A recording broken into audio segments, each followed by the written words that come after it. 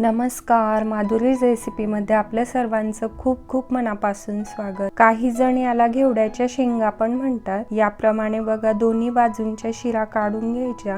साधारण 1-1 इंचाचे तुकडे करून घ्यायचे। यात जे दाणे निघतात ते पण आपल्याला घ्यायचे। भाजी झटपट तयार व्हावी म्हणून आज आपण कुकर मध्ये बनवतोय। त्यात मी 1 मोठा चमचा तेल घालते।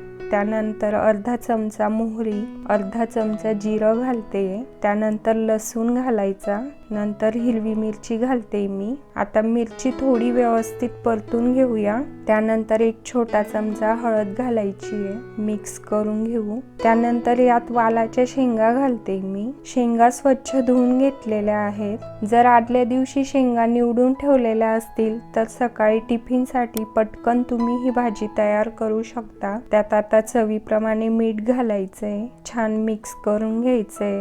यात मी पाण्याचा वापर केलेला नाहीये। मिठामुळे शेंगांना जे पाणी सुटेल त्यातच या शेंगा शिजतात। पण जर तुम्हाला अगदीच वाटलं भाजी खाली लागू शकते तर थोडंसं पाणी तुम्ही यात घालू शकता। आता कुकरचं झाकण बंद करून 1 शिट्टी करून घ्यायची आहे। आता कुकरची 1 शिट्टी झालेली आहे। कुकरची वाफ पण पूर्णपणे निघालेली आहे। आता आपण बघून घेऊ। आता गॅस परत चालू करून घेऊया। शेंगा आणि दाणे पण छान शिजलेले आहेत बघा। त्यात मी आता भाजलेल्या शेंगदाण्याचा कूट घालते। व्यवस्थित मिक्स करून घेऊया। दाण्याचा कूट ऑप्शनल आहे, नाही घातला तरी चालेल। त्यात कोथिंबीर घालते मी आता। तर अगदी झटपट चविष्ट अशी वालाच्या शेंगांची सुक्की भाजी तयार आहे।